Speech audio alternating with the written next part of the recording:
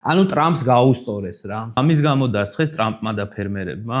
მოგესალმებით ძვირფასო მეგობრებო, აგროსტატი გიბრუნდება ჩემდეგი ვიდეოთი. დღეს გვექნება ძალიან საინტერესო თემა, რა შუაშია კოკაკოლა სიმინდთან. სიმინდის აგროსკანდალი და Make Coca-Cola Great Again. კოკაკოლა მხოლოდ სასმელია თუ ერთ-ერთი უდიდესი აგროპროდუქტი.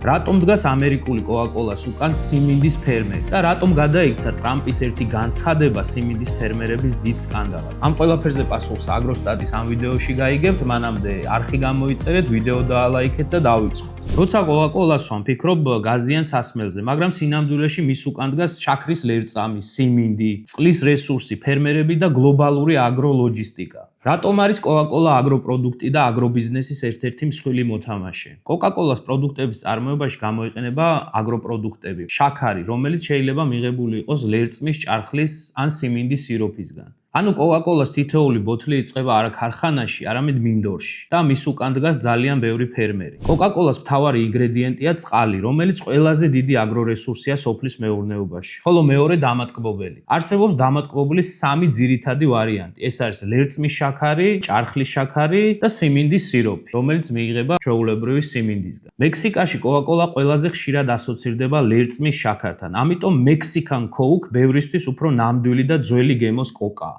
აშშ-ში კოკაკოლა ისტორიულად ძირითადად კბილდება სიმინდის სიროფით, ანუ ამერიკული კოკაკოლას უკან დგას სიმინდის ფერმერი. ევროპაში კოკაკოლას დასატკბობად გამოიყენება ჩვეულებრივი შაქარი, რომლის დიდი ნაწილი მოდის შაქრის ჭარხლისგან. საქართველოში ეტიკეტზე წერია უბრალოდ შაქარი, ეს ნიშნავს ჩვეულებრივ საქაროზას და დიდი ალბათობით გამოყენებულია ჭარხლის ან ლერწმის შაქარი. ანუ შეგვიძლია ვთქვათ, რომ კოკაკოლას შექმნა იწყება მინდვრიდან და არა ქარხნიდან. ახლა გადავხედოთ მასშტაბებს. კოკაკოლას კომპანია წელიწადში დაახლოებით 190 მილიარდ ლიტრ სასმელს ყიდის. თუ ამას შაქრიანი კოლას ლოგიკით დავითვლით, დასატკბობად დასჭირდება დაახლოებით 20 მილიონი ტონა შაქარი წელიწადში. ეს 20 მილიონი ტონა შაქარი რომ მივიღოთ, სოფლის მეურნეობაში უკვე უზარმაზარ ციფრებზე გავდივართ. მაგალითად, თუ შაქარი მოდის ლერწმიდან, საჭიროა დაახლოებით 200 მილიონ ტონამდე შაქრის ლერწამი, რაც ნიშნავს დაახლოებით 3 მილიონ ჰექტარ სასოფლო-სამეურნეო მიწას. თუ შაქარი მოდის ჭარხლიდან, საჭიროა დაახლოებით 140 მილიონი ტონა შაქრის ჭარხალი, ანუ დაახლოებით 2.5 მილიონი ჰექტარი. ხოლო თუ დამატკბობელი მოდის სიმინდის სიროფიდან, საჭიროა დაახლოებით 35 მილიონი ტონა სიმინდი. ანუ სიმინდის ნათესები დაახლოებით 6 მილიონ ჰექტარზე. შედარებისთვის, მაგალითად, საქართველოში გვაქვს დაახლოებით 2-დან 2.5 მილიონ ჰექტრამდე სასოფლო-სამეურნეო მიწა.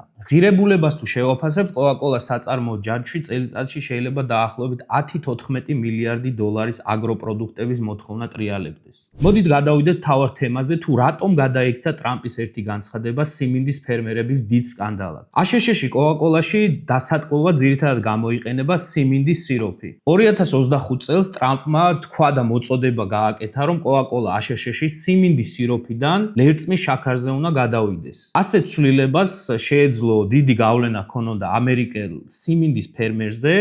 თუ კოკაკოლა ნაკლებ სიმინდის სიროფს გამოიყენებს, ნაკლები სიმინდი იქნება საჭირო, ეს ურტყამს სიმინდის ფერმერს, ქარხნებს და მთელ გადამამუშავებელ ჯაჭვს. მაშინ ჩდება კითხვა, თუ რატომ თქვა და რატომ გააკეთა ეს განცხადება ტრამპმა. პირველი, ეს კარგად ჯდება Make America Healthy Again, ანუ ჯანსაღი ამერიკის პოლიტიკურ მესიჯში. მეორე, ეს იყო ლერწმის შაქარი მომხმარებლისთვის უფრო ნამდვილად და ბუნებრივად ჟღერს. ამერიკაში პოპულარულია ეგრეთ წოდებული Mexican Coke, რომელიც დამზადებულია ლერწმის შაქარზე და აღიქმება როგორც უფრო გემრიელი კოკა.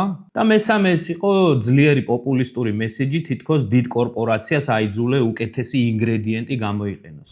ახლა მთავარი კითხვა, თუ კოკაკოლა სიმინდის სიროფიდან ლერწმის ან ჭარხლის შაქარზე გადავიდოდა, ეს ჯანმრთელობისთვის ბევრად უკეთესი იქნებოდა თუ არა? მოკლე პასუხია არა, რადგან ლერწმის შაქარი და ჭარხლის შაქარი ორივე არის საქაროზა, რომელიც ორგანიზმში იშლება გლუკოზად და ფრუქტოზად, დაახლოებით 50-50-ზე. სიმინდის სიროფში დაახლოებით 55% ფრუქტოზა, 45% გლუკოზა. ანუ განსხვავება არსებობს, მაგრამ არა ისეთი, რომ შაქრიანი წლიანი Coca-Cola უცებ ჯანსაღ პროდუქტად გადაიქცეს. ნუ რეალურად ჯანმრთელობისთვის თავარი პრობლემა ის კი არ არის ლერწამია, ჭარხალი თუ სიმინდი. თავარი პრობლემაა რამდენ დამატებულ შაქარს ვიღებთ. საბოლოო ჯამში სკანდალი იმით დასრულდა, რომ Coca-Cola-მ ძალიან მცირე რაოდენობით AŞŠ-ში გამოუშვა ლერწმის შაქრით დამზადებული ვერსია, რომელიც შეავსებს არსებულ პორტფელს. ანუ ტრამპს გაუსწორეს რა.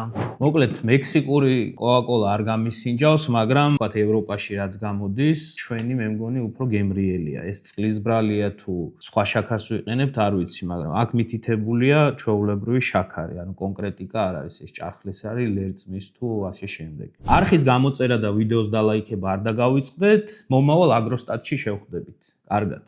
ეგ არის გათიშევსო რა. გაგიმარჯოთ.